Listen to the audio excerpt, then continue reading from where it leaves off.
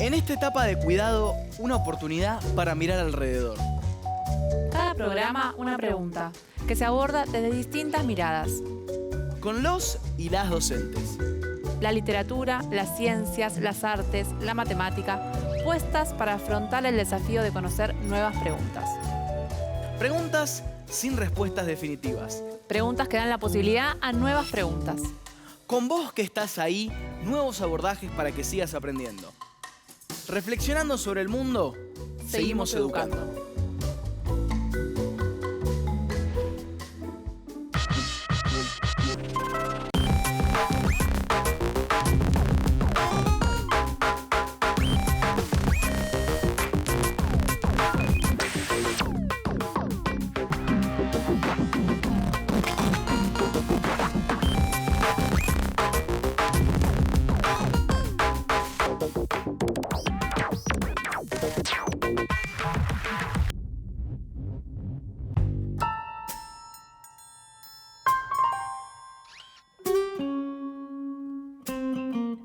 Nos contamos cuentos y relatos, nos divertimos explorando el misterio. Recorremos ciudades y así construimos nuestra memoria. Conocemos más sobre el origen de la vida, en nuestro ADN hay mucho por descubrir. ¿De qué modo podemos investigarlas? ¿Cómo conocemos la historia a partir de huellas? ¿Qué pistas y marcas se dejan en la vida cotidiana? ¿Qué nuevas aventuras se abren cuando seguimos las huellas? Vivimos fascinados por enigmas, investigamos, seguimos pistas, huellas y marcas, pero ¿a dónde nos llevan? Hoy tenemos un acertijo por develar y una pregunta por responder. ¿Qué huellas o pistas se dejan en la vida cotidiana?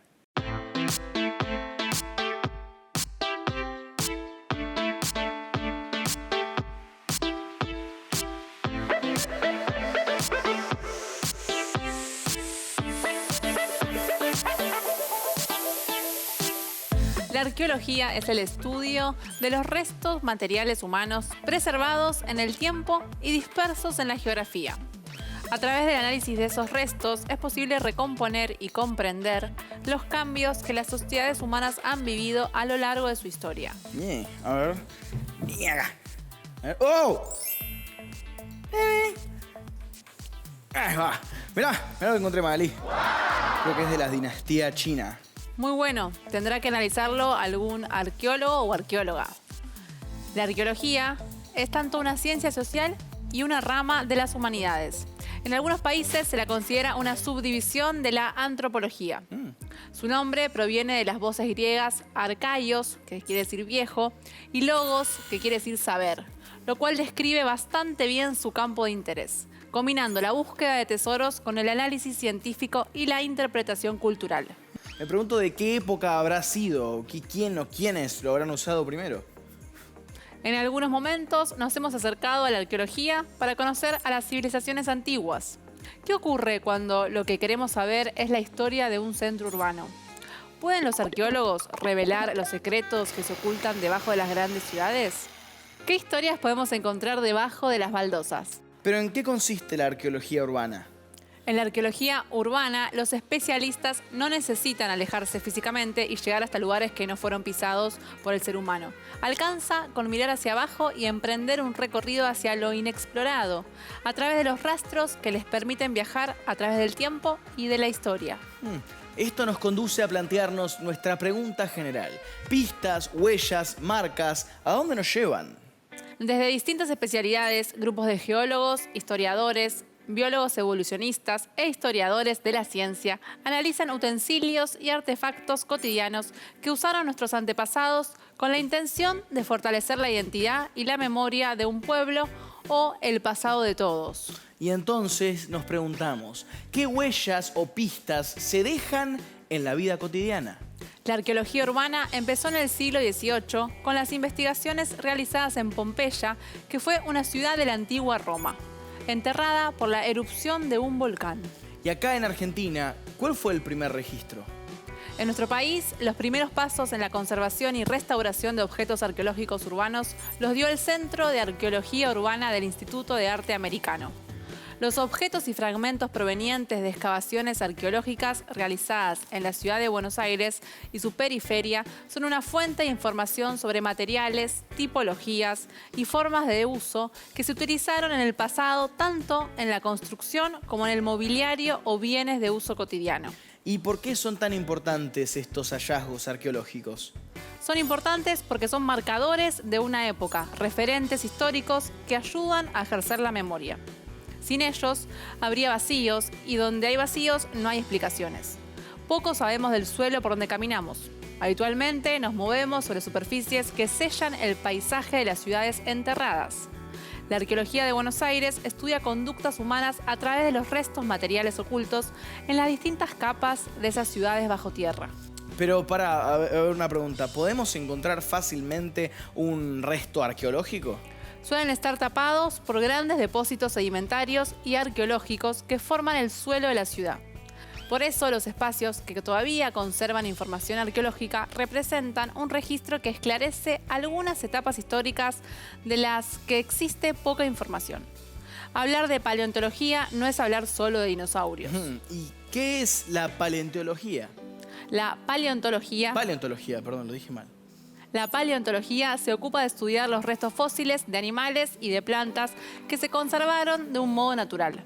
Pueden ser microscópicos, como los esqueletos de pequeñas plantas, o muy grandes, hasta del tamaño de un auto.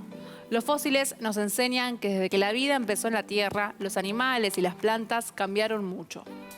En algunos casos, este proceso de cambio fue tan importante que las especies actuales son muy diferentes a sus antepasados fósiles. Otras especies se extinguieron y solo tenemos datos de ellas a partir del hallazgo de sus restos, que se identifican con la ayuda de la geología y la biología. En nuestro país existen muchos proyectos y trabajos realizados en materia de arqueología urbana. En 2003 se aprobó la Ley Nacional que protege de manera integral el patrimonio arqueológico y paleontológico. Qué bueno saber que este patrimonio tan importante está protegido por la ley. Los modelos de fichas de trabajo que se utilizan son diseñados por el Instituto Nacional de Antropología y Pensamiento Latinoamericano, con formatos que responden a 4 categorías arqueológicas establecidas: yacimientos, colecciones, lotes de objetos y objetos arqueológicos. Me encanta. Estamos rodeados de lugares y objetos repletos de huellas de nuestra historia y muchas veces ni siquiera lo sabemos.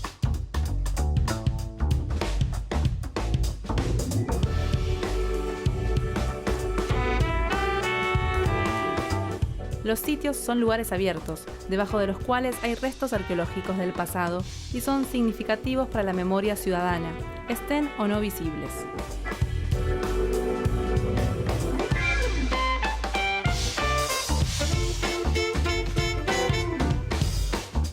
Los hallazgos son descubrimientos de objetos o artefactos culturales de cualquier clase, o pozos de basura o aljibes que los contengan en su interior, que habitualmente fueron encontrados por casualidad, pero que fueron estudiados científicamente.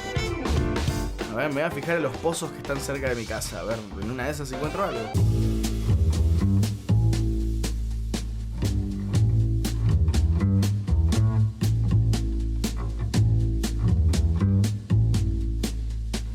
El inventario conforma un banco de datos que brinda informaciones que apuntan al conocimiento objetivo, el estudio y la investigación. Además, establece la base para implantar medidas de protección. En la ciudad de Buenos Aires se podrían mencionar lugares de interés patrimonial como los sectores con sistemas de túneles de la Casa Rosada, el Zanjón de Granados, la Manzana de las Luces y el Convento Santa Felicitas, entre otros. Qué lindo paseo sería ir a recorrer esos lugares. Las piezas arqueológicas y los diversos espacios de interés patrimonial que salieron a la luz a partir de estos trabajos son testigos de la vida cotidiana en la ciudad, desde los tiempos de la colonia hasta nuestros días. En sectores como el barrio de San Telmo, en el convento Santa Catalina, en Retiro, o en el terreno donde estuvo ubicado el Caserón de Rosas en el Parque 3 de Febrero. Ah, mira, yo siempre voy a pasear por ahí, ahora lo voy a mirar con otros ojos. En el 2016 se presentó en la Facultad de Humanidades y Ciencias Sociales de la Universidad Nacional de Misiones un trabajo de arqueología realizado en Santa Ana, una de las 30 misiones jesuíticas definitivas que fueron fundadas entre los guaraníes. ¿Y dónde está ubicada? Hacia 1660, su ubicación definitiva se encontraba a 20 kilómetros de Candelaria, en Misiones, a orillas del río Paraná, donde estaban sus restos. En 1984, la reducción de Santa Ana fue declarada Patrimonio de la Humanidad por la UNESCO, junto a otras misiones con las que conformaron el conjunto de San Ignacio Miní. Ok, ¿y qué descubrimientos se hicieron en el lugar?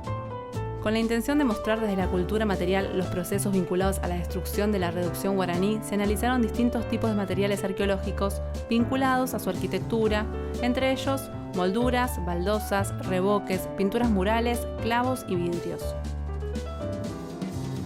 ¿Y qué conclusiones sacaron? Entre otras, que las tejas son quizá el material más recurrente en los sitios de las antiguas misiones jesuitas de guaraníes. Después de realizar excavaciones en el lugar, se confirmó que se ordenaban confeccionar techos con tejas. Encontraron miles de fragmentos con un peso que podría calcularse en toneladas. La información disponible permite afirmar que solo la iglesia contaba con este tipo de tejas. Era la ornamentación para el edificio de mayor importancia jerárquica del pueblo. Producir estas tejas requería disponer de elementos materiales, animales y gran cantidad de horas de trabajo especializado por parte de los guaraníes. El hallazgo más importante del que participé fue el conocido como Pecio de Sen City, quiere decir los restos de un barco que naufragó, que se hundió justamente en las puertas de Buenos Aires antes de llegar a la costa, con un montón de cosas, sogas, contenedores cerámicos que venían desde Sevilla para traer todo lo que hacía falta acá en Buenos Aires, que era una colonia española, y también había maderas, 4 cañones, y todo eso es patrimonio arqueológico de la ciudad de Buenos Aires. También en la isla Martín García. ¡Ah, qué lugar, la isla Martín García! ¿Qué historias hay para descubrir y participar ahí? Un lugar presidio de 3 presidentes de la Argentina. Un lugar donde llevaron a los caciques de la campaña del desierto. Un lugar ocupado por los franceses, los portugueses, la banda oriental, los ingleses, hasta Garibaldi estuvo ahí. Miren, así que esas son historias impresionantes. Bueno, cuando descubrí que venía a dedicarme a la arqueología urbana, se dio a través de un viaje que hice a las ciudades antiguas de Europa. Y allá viviendo como joven, yo tenía 20 años, ya había empezado a estudiar antropología y dije, no, lo que hay que estudiar y más importante son las ciudades. Porque hoy en día casi el 93% de los argentinos vivimos en ciudades, imagínense. Y la población mundial también tiende todas hacia ir a vivir a las ciudades, no en casas en el campo o en la montaña, sino todos viviendo en ciudades. Así que dije, este es un gran tema y quiero conocer la historia de mi ciudad, la historia donde nací. Y nosotros acá tenemos lugares muy interesantes para visitar. Todavía nos resulta sorprendente descubrir que a pocos centímetros de la superficie se pueden encontrar depósitos arqueológicos de cientos de años de antigüedad. Y más todavía si se piensa que en algunos casos la superficie sobrevivió a una gran cantidad de transformaciones edilicias. Y en algunos casos, además, aparecen de casualidad, ¿no? Claro, por ejemplo, durante excavaciones destinadas a obras de control de inundaciones o saneamiento habitacional. Y llegan a encontrarse objetos que fueron de uso cotidiano como pipas, botellas, herramientas o herraduras. Se las considera indicadores y a partir de ellos se pueden sacar conclusiones acerca de las profesiones a las que se dedicaban los antiguos habitantes de la ciudad. O también sobre las conductas sociales. Me encanta ir rastreando las huellas. El otro día justo me contaron que el cementerio que está en el barrio de Recoleta es el más antiguo de los que todavía están en uso en la ciudad. Es de los tiempos de los jesuitas y las tierras en las que se levanta hoy antes estaban dedicadas a otras actividades. La idea de mirar por debajo de las baldosas es tan metafórica como literal. Otro buen ejemplo de esto podemos verlo en la Ciudad de México, donde hace poco más de 40 años se encontraron unas huellas del pasado de casualidad en una excavación subterránea y resultaron ser las ruinas de la antigua ciudad de Tenochtitlán, que fue la capital de la civilización mexicana huasteca. Pero vamos a ver un poco más sobre esto y entonces invitamos a los chicos y a las chicas de nuestro país a que nos acompañen a descubrirlo.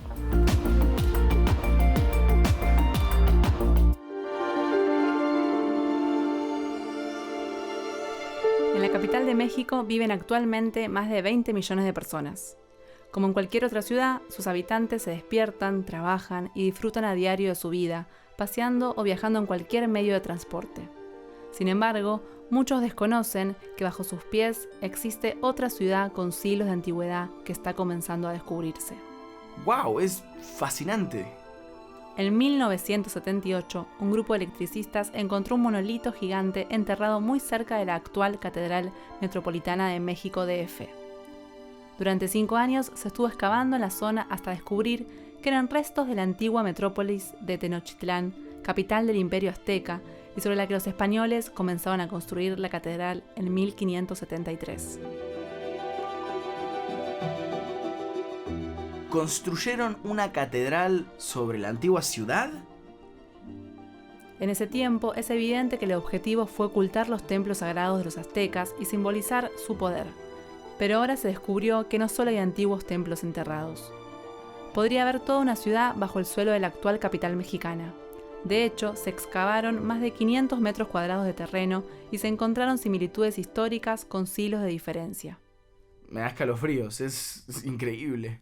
La Ciudad de México es una fuente inagotable de hallazgos arqueológicos que describen la historia de sus fundadores. El gran lago sobre el cual se erigió una de las más poderosas ciudades del pasado se extinguió casi en su totalidad. Actualmente, bajo el suelo de cemento de la México moderna, permanecen y esperan ser descubiertas las ruinas que dan testimonio de la vida y de la muerte del Imperio Mexica o Azteca. Parece una película de ciencia ficción. La arqueología tiene un valor muy importante y es que nos permite conocer, en este caso de México, nuestro propio pasado. ¿Y por qué es importante conocer el pasado? Porque es parte de nuestra historia, es lo que ocurrió antes de que estuviéramos presentes. En 1991, el arqueólogo Eduardo Matos Moctezuma inició una investigación para situar, desde distintos puntos de la ciudad, los límites del asentamiento de la plataforma prehispánica. Definieron 7 ámbitos donde indagar, y el resultado fue asombroso. Pudieron reconstruir el Templo Mayor y una cantidad importante de edificaciones que se desparraman por buena parte del subsuelo de la ciudad moderna. Me voy a centrar un poco en lo que es esa historia que es apasionante de los primeros hallazgos en el siglo XVIII. Será una presentación breve de ese lapso para luego llegar al momento en que ya pudimos penetrar al corazón de Tenochtitlan, es decir, poder excavar el principal edificio de la ciudad, como es el Templo Mayor, ¿no? Recuerda que es muy difícil para los arqueólogos que nos dedicamos a los mexicas, a los aztecas, poder obtener nuestra información, ya que pues hay una plancha de concreto que cubre toda la Ciudad de México, obviamente. Claro. Entonces, fue muy importante poder realizar ese trabajo, poder penetrar en el tiempo para recuperar, y allí vamos a poder ver toda una serie de edificios, ofrendas, materiales de muy diversos tipos, en fin, los análisis que se han hecho. Entonces hemos encontrado hasta 7 etapas constructivas, digamos, muchas de ellas ya en el interior, digamos, y fue la que vieron ya los españoles, ¿no? Pero enfrente del edificio se encontró la diosa lunar que yo les decía, asociada al lado de la guerra, de Huitzilopochtli, ¿no? Pero en 2006 encontramos una escultura enorme aquí, que es esta, ¿no? Que representa a la diosa de la tierra. Aquí tienen una ofrenda con elementos marinos, ¿no? Corales, caracoles, erizos de mar como estos, por ejemplo, ¿no? Madreperlas. Estos sahumadores son elementos policromados que en su interior se colocaba el copal, especie de incienso. Estas, como decimos aquí en México, estas calacas, estos cráneos, fueron encontrados al sur del Templo Mayor y muchos de ellos estaban fuera de su lugar. O sea, se ve que había habido algún templo con estos decorado, pero quizá lo destruyeron al momento de la conquista. El trabajo de los arqueólogos se remontó más de 700 años en el pasado y apuntó tanto a darle visibilidad a la magnífica capital del Imperio Azteca, a su cultura, a su ingeniería, a su organización, a los modos de vida de la población, como a la fuerza destructiva y codiciosa de la conquista, que no dudó en saquear y tirar abajo cuanto encontró. Hoy podemos ser conscientes de esto a través del estudio de las pistas encontradas. Impresionante todo lo que descubrieron rastreando las pistas. Vimos entonces cómo el estudio arqueológico de las huellas, los restos, los vestigios que encontramos nos permite inferir cómo fue la vida en tiempos pasados. Pero, ¿se pusieron a pensar que dentro de algunos años o siglos otros harán ese trabajo con nosotros? ¿Qué huellas estamos dejando de nuestro modo de vivir? ¿Qué leerán nuestros sucesores cuando encuentren las huellas y los restos de nuestra civilización?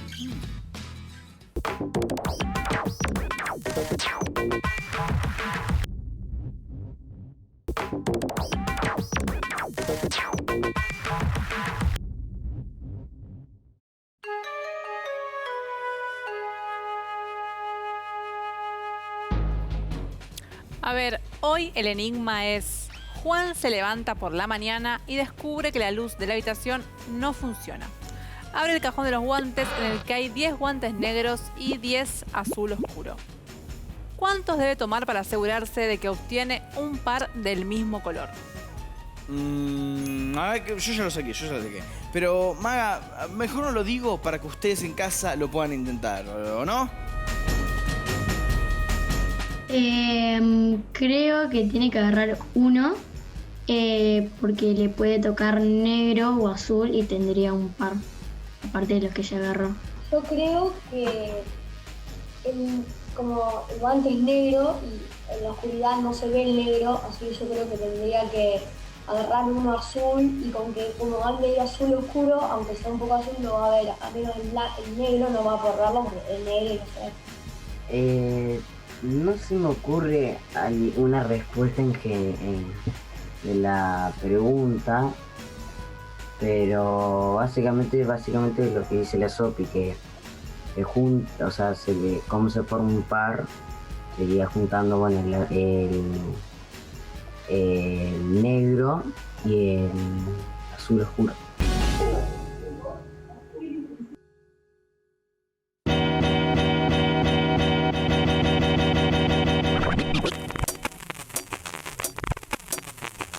Si bien podemos reconocer que las culturas de los seres humanos en nuestro planeta tienen una diversidad y una riqueza casi infinita, también reconocemos que vivimos en tiempos donde intervenimos en nuestro hábitat cada vez con más fuerza. A veces con demasiada fuerza. Así, lo que queda por nuestro paso por la Tierra no es poco. Las manifestaciones culturales, los libros que escribimos, las canciones que componemos, los descubrimientos que hacemos, los inventos que logramos, se suman y articulan a las que heredamos de tiempos anteriores. Las bibliotecas, los archivos de imágenes y documentos de todo tipo conservan buena parte de nuestras producciones, de nuestros modos de pensar el mundo. Tienen reflejados nuestros sistemas de creencias, nuestras disputas, nuestros modos de organizarnos. Y todo esto es lo que vamos a dejar a quienes vengan después de nosotros, ¿o no? Claro, pero no únicamente. También les dejaremos como legado los restos y las huellas de aquellas cosas que usamos y no repusimos. Bosques, agua dulce, petróleo. O de los inventos que hicimos que van a perdurar siglos y siglos. Uno de ellos, quizás el más conocido, aunque no por eso el que más combatimos, es el plástico. Ahora, realmente, ¿qué queremos dejarles de legado a las civilizaciones que tenemos por delante? ¿Cómo quisiéramos que nos vean como especie? Y bueno, la intención es que, qué sé yo, nos vean de la mejor manera posible, ¿no? Y sería la idea. Sin los océanos no habría vida en la Tierra. A pesar de esto, están cada vez más amenazados por los impactos de la actividad humana y el cambio climático. la pesca insostenible e ilegal, la gestión de las costas, el tráfico marítimo y la contaminación los afecta desde hace décadas. Hoy, diferentes especies marinas están en peligro y hay hábitats marinos destruidos. Pero quizás lo más grave es que los ecosistemas están perdiendo la capacidad natural de recuperarse. Los humanos dependemos de la diversidad biológica marina y costera para sobrevivir. Nuestro destino y el destino de los océanos están conectados. Podemos ocuparnos de frenar su destrucción. Vamos a entrevistar a una representante de Greenpeace Argentina, Luisina Hueso, coordinadora de la campaña de océanos. ¿Quién anda ahí? Por favor, para empezar, preséntese y díganos, ¿dónde vive? Hola a todos y todas, yo soy Luisina Hueso, soy coordinadora de la campaña de océanos para Greenpeace Argentina. Greenpeace es una organización internacional sin fines de lucro, independiente, encargada de difundir temas ambientales y defender nuestro planeta. ¿Por qué los océanos son fundamentales? Bueno, los océanos son muy importantes. Son una verdadera cuna de vida, fuente de vida, que sostienen muchos de los ecosistemas de este planeta y literalmente permiten que nuestra vida en este planeta, gracias a los servicios esenciales que prestan. Los océanos cubren el 70% de la superficie del planeta y además son gran fuente de alimento, no solo para los humanos, sino para muchas de las especies que lo habitan. Bueno, como les decía, son una rica cuna de biodiversidad, donde habitan muchos animales, flora e incluso microorganismos que sostienen estos ecosistemas y permitan que el océano preste estos servicios esenciales. Uno de estos servicios esenciales es el mantener la temperatura del planeta. A través de sus corrientes lleva calor del ecuador hacia los polos y frío de los polos hacia el ecuador, permitiendo así la vida en cada rincón del planeta. Y además, los océanos no solo son el hábitat, la casta de especies increíbles como son las ballenas, los delfines, los tiburones, pero también son los verdaderos pulmones del planeta. Son los responsables del 50 al 85% del oxígeno que existe en la atmósfera. ¿Por qué? Gracias a unos microorganismos, unas algas microscópicas que se llaman fitoplancton, que absorben carbono, gases de efecto invernadero de la atmósfera y liberan oxígeno. De esta forma, los océanos son grandes mitigadores del cambio climático. Es decir, que nuestra vida en este planeta depende de los océanos y necesitamos océanos sanos para tener un planeta sano. ¿Qué nivel de daño existe actualmente en los mares y océanos argentinos, incluido las especies marinas que habitan en él? Bueno, el mar argentino, al igual que muchos otros mares y cuerpos de agua de nuestro planeta, está en un estado vulnerable. Está amenazado por muchos frentes. Muchas de las actividades humanas tienen cada vez más efectos negativos en la naturaleza y obviamente los océanos son uno de los grandes perjudicados. Por un lado tenemos el problema de la sobreexplotación de las poblaciones de peces, es decir, la sobrepesca.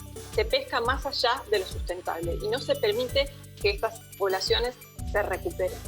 En el mar argentino tenemos una problemática muy particular porque gran parte de nuestro mar, prácticamente todo el frente de nuestro mar, linda con lo que llamamos aguas internacionales o alta mar. Todo este gran cuerpo de agua que cubre el 40% de la superficie del planeta, hoy está desprotegido. Y eso permite que todos los años se concentren en el límite del mar argentino cientos de buques de flotas internacionales para pescar sin ningún tipo de control ni regulación, destruyendo ecosistemas y utilizando las técnicas más destructivas.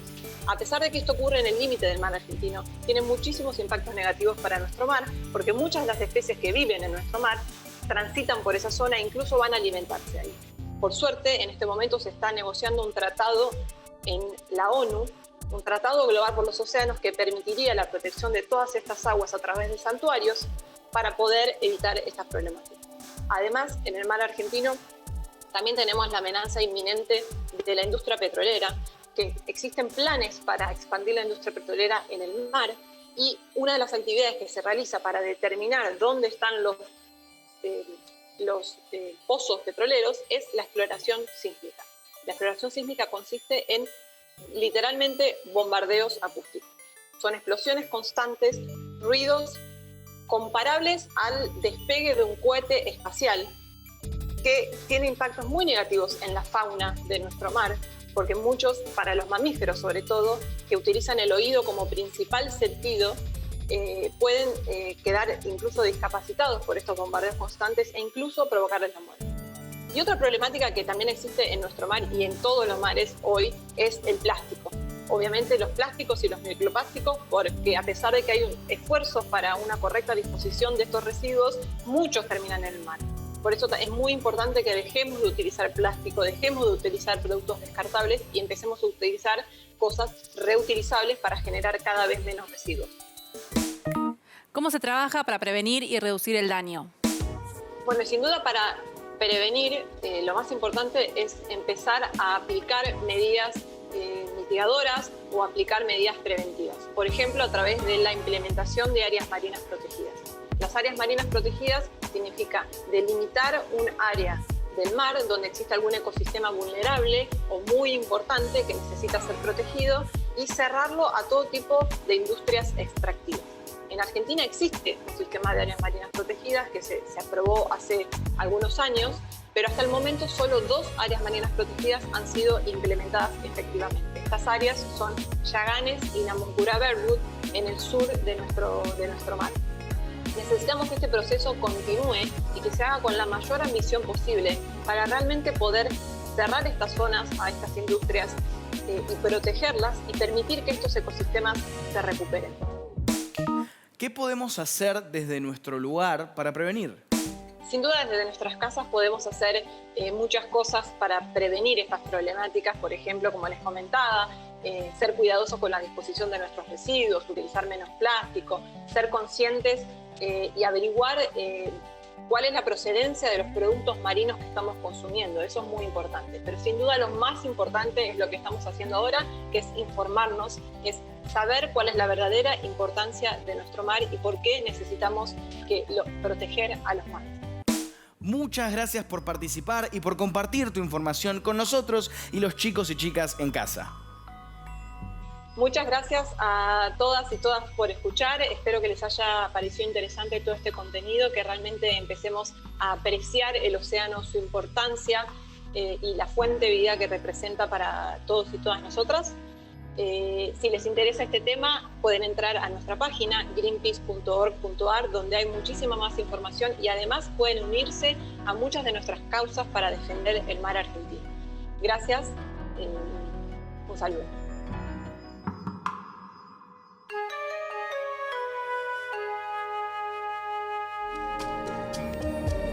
Si de enigmas y posibilidades se habla, hay que partir desde el peor panorama. Por eso evaluemos todas las posibilidades. Juan se levanta por la mañana y descubre que la luz de la habitación no funciona. Abre el cajón de los guantes en el que hay 10 guantes negros y 10 azul oscuro. ¿Cuántos debe tomar para asegurarse de que obtiene un par del mismo color? Pensemos que en el peor de los casos, Juan toma los 10 guantes derechos o izquierdos de los 2 colores. Esto le haría imposible obtener una pareja, pero con uno más le bastaría para completar la pareja. Por lo tanto, la respuesta es 11. Ya les dije y no me creían. Debe tomar 11 guantes para asegurarse de formar una pareja del mismo color. Y así resolvimos nuestro enigma de hoy.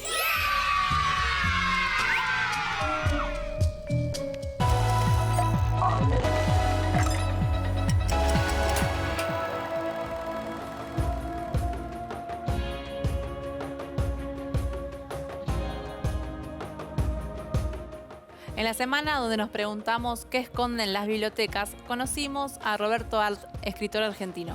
Conocimos su vida y leímos una de sus aguafuertes.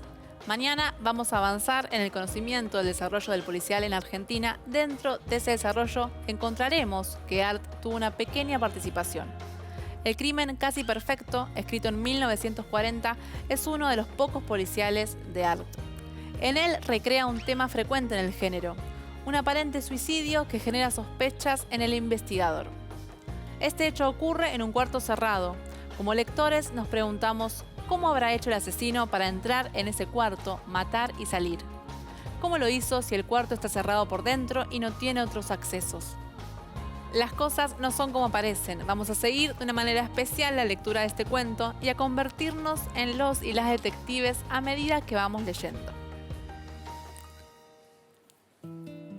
El crimen casi perfecto.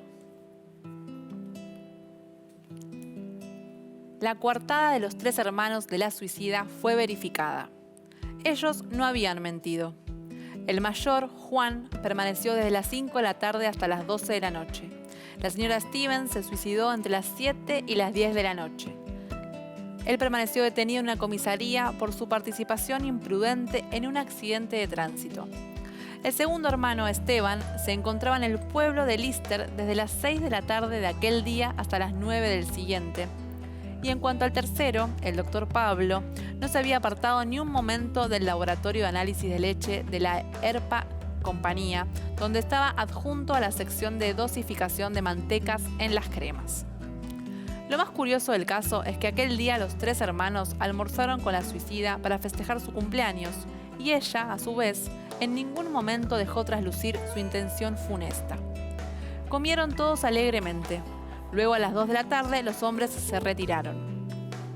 Sus declaraciones coincidían en un todo con las de la antigua doméstica que servía hacía muchos años a la señora Stevens. Esta mujer, que dormía fuera del departamento, a las 7 de la tarde se retiró a su casa. La criada se marchó. A las 7:10 el portero le entregó a la señora Stevens el diario pedido y el proceso de acción que ésta siguió antes de matarse se presume lógicamente así. La propietaria revisó las adiciones en las libretas donde llevaba anotadas las entradas y salidas de su contabilidad doméstica, porque las libretas se encontraban sobre la mesa del comedor con algunos gastos del día subrayados. Luego se sirvió un vaso de agua con whisky y en esta mezcla arrojó aproximadamente medio gramo de cianuro de potasio. A continuación se puso a leer el diario, bebió el veneno y al sentirse morir trató de ponerse de pie y cayó sobre la alfombra. El periódico fue hallado entre sus dedos tremendamente contraídos. Tal era la primera hipótesis que se desprendía del conjunto de cosas ordenadas pacíficamente en el interior del departamento. Pero como se puede apreciar, este proceso de suicidio está cargado de absurdos psicológicos. Ninguno de los funcionarios que intervenimos en la investigación podíamos aceptar congruentemente que la señora Stevens se hubiese suicidado. Sin embargo, únicamente la señora Stevens podía haber echado el cianuro en el vaso. El whisky no contenía veneno. El agua que se agregó al whisky también era pura. Podía presumirse que el veneno había sido depositado en el fondo o las paredes de la copa, pero el vaso utilizado por la suicida había sido retirado de un anaquel donde se hallaba una docena de vasos del mismo estilo. De manera que el presunto asesino no podía saber si la señora Stevens iba a utilizar este o aquel. El asunto no era fácil. Las primeras pruebas mecánicas, como las llamaba yo, nos inclinaban a aceptar que la viuda se había quitado la vida por su propia mano. Pero la evidencia de que ella estaba distraída leyendo un periódico cuando la sorprendió la muerte transformaba en disparatada la prueba mecánica del suicidio. Tal era la situación técnica del caso, cuando yo fui designado por mis superiores para continuar ocupándome de él. En cuanto a los informes de nuestro gabinete de análisis, no cabía dudar. Únicamente en el vaso donde la señora Stevens había bebido se encontraba veneno. El agua y el whisky de las botellas eran completamente inofensivos. Por otra parte, la declaración del portero era terminante. Nadie había visitado a la señora Stevens después de que él le alcanzó el periódico. De manera que si yo, después de algunas investigaciones superficiales, hubiera cerrado el sumario informando de un suicidio comprobado, mis superiores no hubiesen podido objetar palabra. Sin embargo, para mí, cerrar el sumario significaba confesarme fracasado. La señora Stevens había sido asesinada y había un indicio que lo comprobaba. ¿Dónde se hallaba el envase que contenía el veneno antes de que ella lo arrojara en su bebida? Por más que nosotros revisamos el departamento, no fue posible descubrir la caja, el sobre o el frasco que contuvo el tóxico. Aquel indicio resultaba extraordinariamente sugestivo. Los 3, en menos de 10 años, habían despilfarrado los bienes que heredaron de sus padres. Actualmente sus medios de vida no eran del todo satisfactorios. Juan trabajaba como ayudante de un procurador especializado en divorcios. Su conducta resultó más de una vez sospechosa y lindante con la presunción de un chantaje. Esteban era corredor de seguros y había asegurado a su hermana en una gruesa suma a su favor. En cuanto a Pablo, trabajaba de veterinario, pero estaba descalificado por la justicia e inhabilitado para ejercer su profesión, convicto de haber dopado caballos. Para no morirse de hambre, ingresó en la industria lechera donde se ocupaba de los análisis. Tal eran los hermanos de la señora Stevens. En cuanto a esta, había enviudado 3 veces. El día del suicidio cumplió 68 años, pero era una mujer extraordinariamente conservada, gruesa, robusta, enérgica, con el cabello totalmente renegrido. Podía aspirar a casarse una 4ª vez y manejaba su casa alegremente y con puño duro. Aficionada a los placeres de la mesa, su despensa estaba excelentemente provista de vinos y comestibles, y no cabe duda de que sin aquel accidente, la viuda hubiese vivido 100 años. Suponer que una mujer de ese carácter era capaz de suicidarse es desconocer la naturaleza humana. Su muerte beneficiaba a cada uno de los 3 hermanos con 230.000 pesos. La criada de la muerta era una mujer casi estúpida y utilizada por aquella en las labores groseras de la casa. Ahora estaba prácticamente aterrorizada al verse engranada en un procedimiento judicial. El cadáver fue descubierto por el portero y la sirvienta a las 7 de la mañana, hora en que ésta, no pudiendo abrir la puerta porque las hojas estaban aseguradas por dentro con cadenas de acero, llamó en su auxilio al encargado de la casa. A las 11 de la mañana, como creo haber dicho anteriormente, estaban en nuestro poder los informes del laboratorio de análisis. A las 3 de la tarde abandonaba yo la habitación en que quedaban detenida la sirvienta con una idea brincando en el magín. ¿Y si alguien había entrado en el departamento de la viuda rompiendo un vidrio de la ventana y colocando otro después que volcó el veneno en el vaso? Era una fantasía de novela policial, pero convenía verificar la hipótesis. Salí decepcionado del departamento. Mi conjetura era absolutamente disparatada. La masilla solidificada no revelaba mudanza alguna. Eché a caminar sin prisa. El suicidio de la señora Stevens me preocupaba. Diré una enormidad, no policialmente, sino deportivamente. Yo estaba en presencia de un asesino sagacísimo, posiblemente uno de los 3 hermanos que había utilizado un recurso simple y complicado, pero imposible de presumir en la nitidez de aquel vacío. Absorbido por mis cavilaciones, entré en un café y tan identificado estaban mis conjeturas que yo, que nunca bebo bebidas alcohólicas, automáticamente pedí un whisky. ¿Cuánto tiempo permaneció el whisky servido frente a mis ojos? De pronto, una idea alumbró mi curiosidad. Llamé al camarero, le pagué la bebida que no había tomado, subí apresuradamente a un automóvil y me dirigí a la casa de la sirvienta. Una hipótesis daba grandes saltos en mi cerebro. Entré en la habitación donde estaba detenida, me senté frente a ella y le dije: «Míreme bien y fíjese en lo que me va a contestar. La señora Stevens, ¿tomaba el whisky con hielo o sin hielo?» «Con hielo, señor». «¿Dónde compraba el hielo?» «No lo compraba, señor. En casa había una heladera pequeña que lo fabricaba en pancitos». Y la criada, casi iluminada, prosiguió a pesar de su estupidez. «Ahora que me acuerdo, la heladera, hasta ayer que vino el señor Pablo, estaba descompuesta. Él se encargó de arreglarla en un momento». 1 hora después nos encontrábamos en el departamento de la suicida, el químico de nuestra oficina de análisis, el técnico de la fábrica que había vendido la heladera a la señora Stevens y el juez del crimen. El técnico retiró el agua que se encontraba en el depósito congelador de la heladera y varios pancitos de hielo.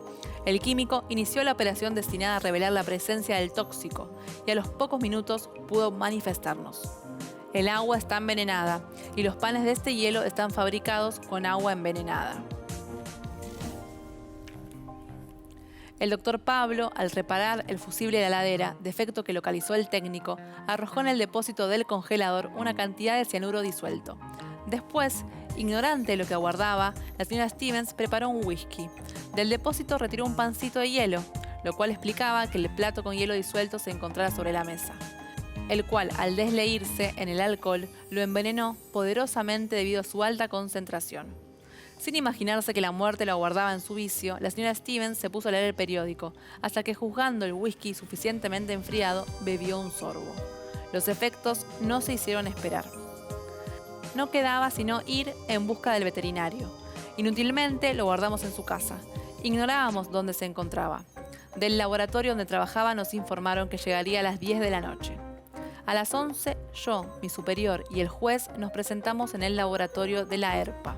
El doctor Pablo, en cuanto nos vio comparecer en grupo, levantó el brazo como si quisiera anatomizar nuestras investigaciones, abrió la boca y se desplomó inerte junto a la mesa de mármol. Lo había muerto un síncope. En su armario se encontraba un frasco de veneno. Fue el asesino más ingenioso que conocí.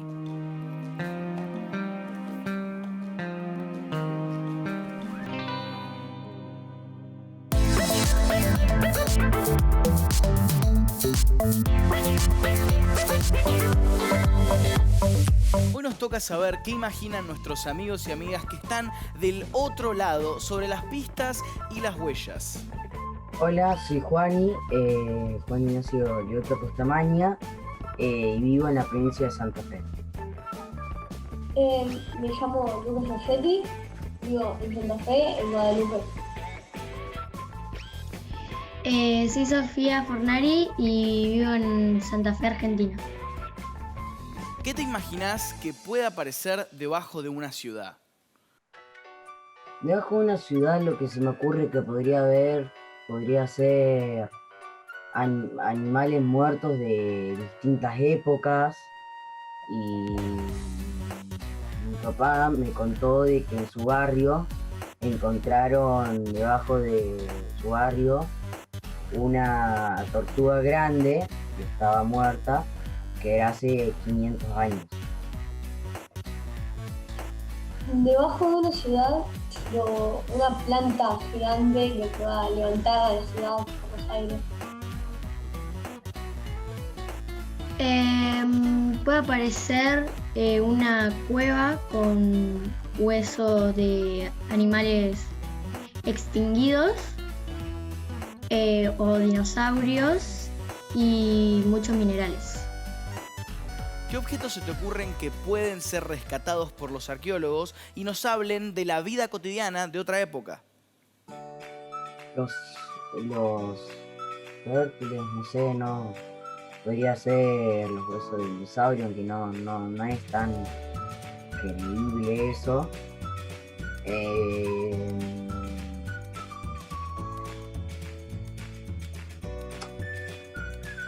Pueden ser como animales o parte de algunos de otra época. Yo creo que sería dos cosas. Alguna ropa que nos diría cómo se vestían las personas en antiguas épocas, y las monedas, o moneda o un billete o algo que se use como economía en esos tiempos, que es una forma importante. Pueden aparecer huesos de dinosaurios. También pueden aparecer joyas de hace mucho tiempo, como trofeos o aros y collares.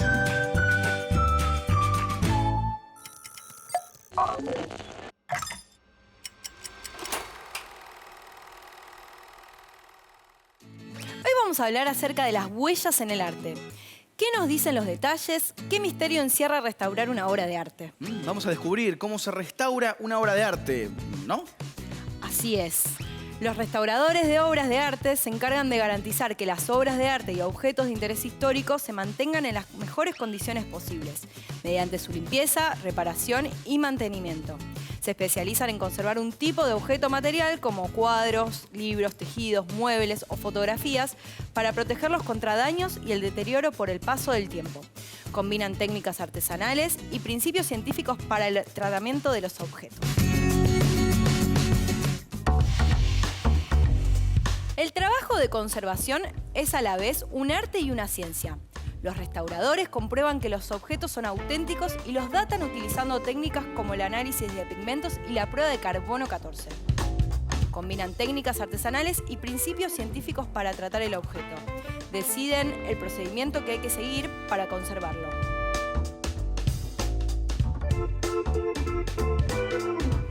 Pueden usar microscopios y fotografía con infrarrojos para evaluar el estado de un objeto e identificar las técnicas y los materiales con los que fue creado.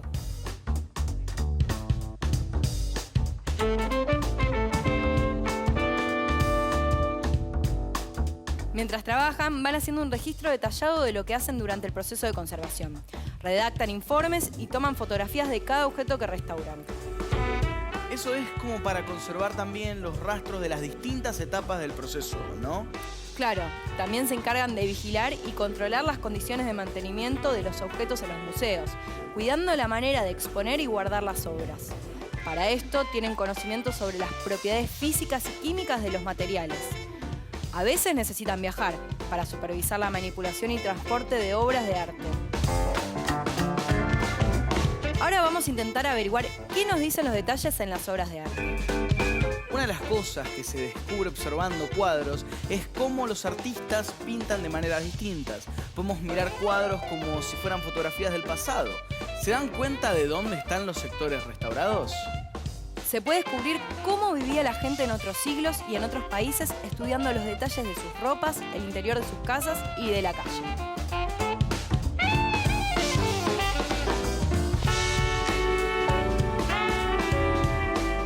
Vayamos al arte de hace 500 años. Aquí vemos estos personajes del cuadro de las Meninas. ¿Qué podemos descubrir observando? ¿Por qué se vistieron así? ¿Y qué están mirando? Preguntas como estas tratan de contestar quienes estudian historia a través del arte. Aprender sobre el pasado es muy interesante cuando descubrimos cómo se vestía la gente. Este retrato de la reina Isabel representa su riqueza y su poder. Nos muestra cómo vivía la realeza del siglo XV. Pero la historia cuenta que mientras la reina se vestía de oro y terciopelo, el pueblo de su reino usaba ropa rústica de lana y algodón. Ahora les propongo una actividad sobre mercaderes y campesinos. En esta escena podemos ver la vestimenta de los patinadores y de las personas del público. Miren los detalles con atención. ¿Nosotros usamos esos sombreros? ¿Y esos zapatos? ¿Eran campesinos o gente de la ciudad? A veces es difícil reconocer si él o el artista es veraz cuando pinta, o imagina e inventa, pero por eso los restauradores son los encargados de encontrar esas pistas y huellas en el arte para acercarnos a lo que el artista quiso contar.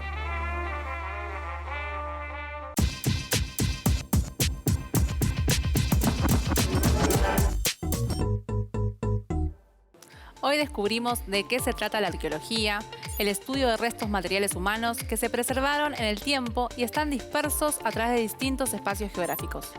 También conocimos a quienes se dedican a la arqueología urbana y cuáles fueron las conclusiones de sus principales hallazgos. Además, vimos cómo mirando debajo de las baldosas en la Ciudad de México se descubrieron a través de una excavación subterránea los restos de la antigua ciudad Tenochtitlán, capital de la civilización mexica o azteca. También hablamos de las huellas que vamos a dejar a las futuras generaciones a través de libros, canciones, descubrimientos e inventos, pero además del daño que producimos a nuestro hábitat con elementos como el plástico, que contamina nuestros mares y océanos.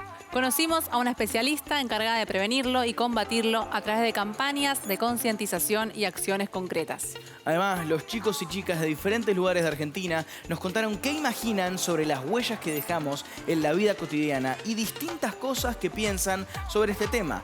En el arte vimos qué nos dicen los detalles y qué misterios encierran restaurar una obra. También leímos uno de los pocos cuentos policiales que escribió Roberto Arlt, uno de los más grandes escritores argentinos. Hoy aprendimos algo importante. Así como el estudio arqueológico de las huellas, restos y vestigios que encontramos nos permite inferir cómo fue la vida en tiempos pasados, también la forma en que intervenimos en nuestro hábitat influirá en el planeta con el que se encontrarán las generaciones que vendrán después de nosotros. Y depende en gran medida de nuestro comportamiento. ¿Qué nuevas aventuras se abren cuando seguimos pistas, huellas y marcas?